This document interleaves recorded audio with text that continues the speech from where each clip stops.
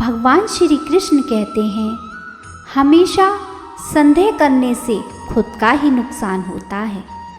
संदेह करने वाले व्यक्ति के लिए प्रसन्नता न इस लोक में है और न किसी और लोक में। यह उपदेश हमें यह सिखाता है कि संदेह करना और अविश्वास करना अक्सर हमारे आत्मविश्वास और सफलता के मार्ग को रोकता है। संदेह करने से हम अपनी क्षमताओं और संभावनाओं को अंधकार में रखते हैं और किसी भी कार्य को आगे बढ़ाने की बजाय हम उसके फल के बारे में चिंता करने में समय गंवा देते हैं। इससे हम अपने लक्ष्य तक पहुंचने में कठिनाइयों का सामना करते हैं। सोचिए, एक व्यक्ति जो एक महत्वपूर्ण परीक्षा की तैयारी कर रहा है, वह संदेह में रहता है कि क्या वह उस परीक्षा में सफल हो पाएगा या नहीं, और उसके मन में लगातार चिंता का बोझ बढ़ जाता है। यह संदेह उसकी पढ़ाई की गुणवत्ता को कम करता है और उसकी सफलता की संभावना को कम कर देता है। संदेह करने वाले व्यक्ति के लिए प्रसन्नता ना ही इस लोक में है और ना किसी और लोक में। इसका अर्थ है कि हमने अपने जीवन के महत्वपूर्ण अवसरों को संदेह के कारण गंवा दिया है। इससे हमें यह सीखने को मिलता है कि हमें आत्मसंवाद करना चाहिए और संदेह को पार करने की क्षमता विकसित करनी चाहिए। हमें अपने आत्मविश्वास को मजबूत बनाने के लिए प्रयास करना चाहिए और कठिनाइयों का सामना करने की साहस और संघर्ष की आदत डालनी चाहिए ताकि हम अपने लक्ष्य को हासिल कर सकें। जिंदगी में हम कितने सही हैं और कितने गलत हैं, ये केवल दो लोग जानते हैं, एक परमात्मा और दूसरी हमारी अंतरात्मा। यह उपदेश हमें यह बताता है कि हमारे वास्तविक स्वरूप और आचरण को केवल हमारा आत्मचिंतन और परमात्मा ही सच्चे रूप में जानते हैं। इसका मतलब है कि हम अक्सर अपने आप को सही समझने और गलत समझने में विचार करते हैं, लेकिन हमारा आत्मचिंतन और परमात्मा हमारे सच्चे कर्मों और विचारों, भावनाओं को जानते हैं। सोचिए, एक व्यक्ति जो दुनिया के सामाजिक मानकों और परिपक्षों के आधार पर अपने आप को मूल्यांकित करता है, लेकिन उसकी आंतरिक भावनाओं में कुछ दुख छुपे हुए हैं जिन्हें वह दुनिया से छुपाता है।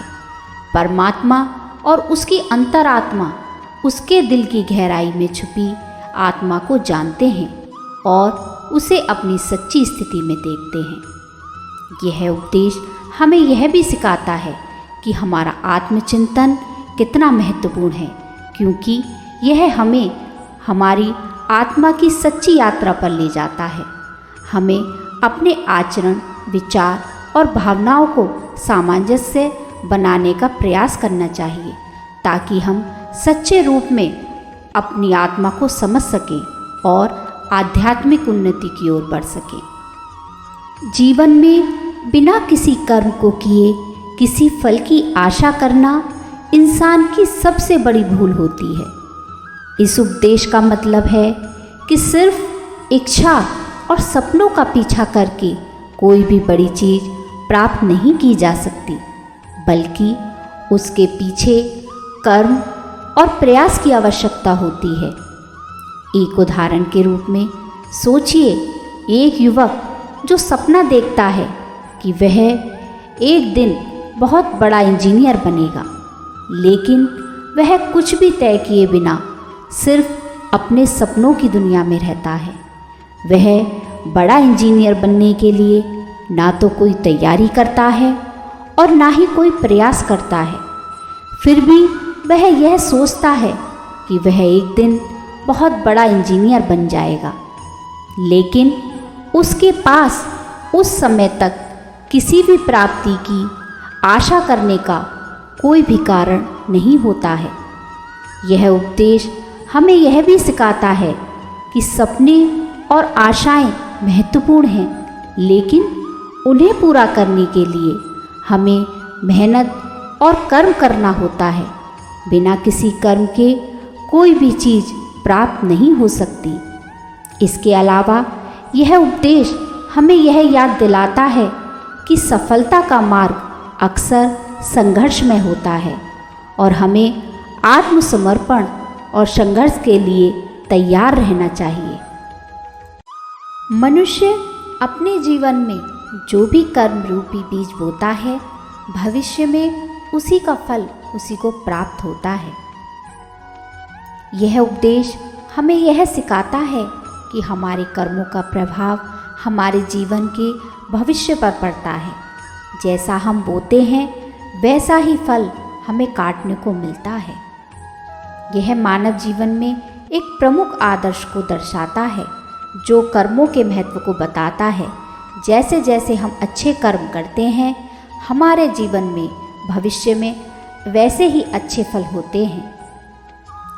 सोचिए, एक व्यक्ति जो अपने कर्मों का महत्व समझाता है और नेक कार्य करता है, वह अपने समय का सही उपयोग करके संबंधों में ईमानदारी और सच्चाई का पालन करता है।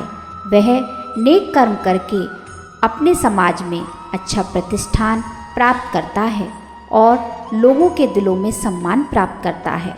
उसके अच्छे कर्मों का परिणाम स्वरूप वह अपने जीवन में सुख, सफलता और आनंद का अनुभव करता है। इसके विपरीत एक व्यक्ति जो बुरे कर्म करता है, वह अपने जीवन में असामान्य कठिनाइयों का सामना करता है। उसके बुरे कर्मों का परिणाम स्वरूप वह संकट, दुख और असफलता का सामना करता है। इसके अलावा यह उपदेश हमें यह याद दिलाता है कि हमारे कर्म हमारे आत्मा को प्रभावित करते हैं और हमें अच्छे कर्मों का अनुसरण करने की आदत डालनी चाहिए।